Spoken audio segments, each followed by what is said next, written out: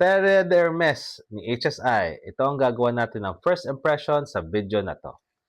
So, si HSI Signature Premium ay nagkakalaga ng 250 to 300 pesos sa kanilang TikTok shop, and nabili natin to a week ago. Alright, so it comes in white and blue box. Alright, the standard Signature Premium box na makikita nyo. And it says eau de toilette, and it's 22 to 30% oil concentration as per the box. Okay, so buksan na natin.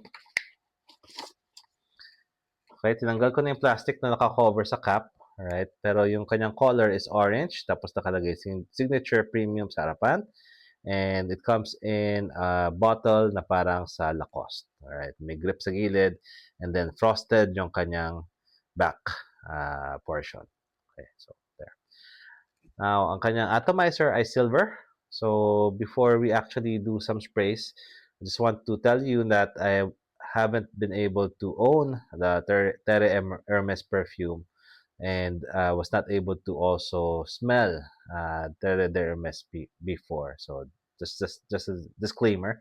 So, ang gagawin natin ngayon, let's go to Fragrantica and see kung ano yung kanyang main accords and ano yung kanyang mga notes. Alright.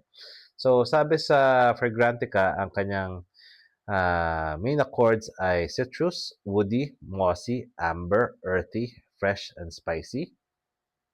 And then, ang kanyang mga notes, ilan lang naman sila. Ang kanyang top notes, orange, grapefruit, and then middle notes, flint, woodsy notes, ang kanyang base notes, oak moss, and benzoin.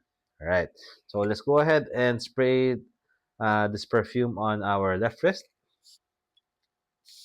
Okay, in terms of the spray, maganda yung kanyang buga, tama yung volume na lumalabas, and maganda yung kanyang spread. Okay. Alright, so let's go ahead and take a sniff. Wow! Alright, so amoy na amoy mo kagad yung orange at saka yung grapefruit. Alam mo yung pagka naghiwa ka ng orange, yung lumalabas na juice, yun yung maamoy mo kagad together with grapefruit. Parang pinagsama ko talaga sila. Okay. Now, in terms of the woodsy notes, yeah, ayun, lumalabas din kagad siya. It's one of those things na marirecognize mo kagad pagka-amoy mo dito sa fragrance na to. Okay, so this one, as per Fragrantica, you can use it on events na during the day and during the night, so it's safe sa mga situations na yon, and during summer. So, of course, we don't have spring, fall, and winter. So, di natin masasuggest dun sa mga situations na yun, since nga wala tayo dun sa, na mga weather conditions na yun. Okay, so let's go ahead and test this perfume the next couple of days, and I'll let you know kung ano yung magiging verdict natin in terms of the performance, projection, longevity, and as well as yung kanyang silage. I'm so sorry. So, yun.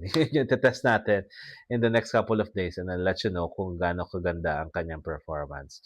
Knowing HSI naman, usually, kanilang performance is more than really what you pay for that amount of money that you shell out.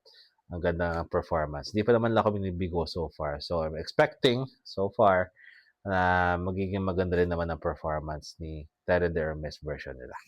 So that's it for tonight's video. If you have any comments, suggestions, or questions, please leave a comment down below and I'll get back to you soon.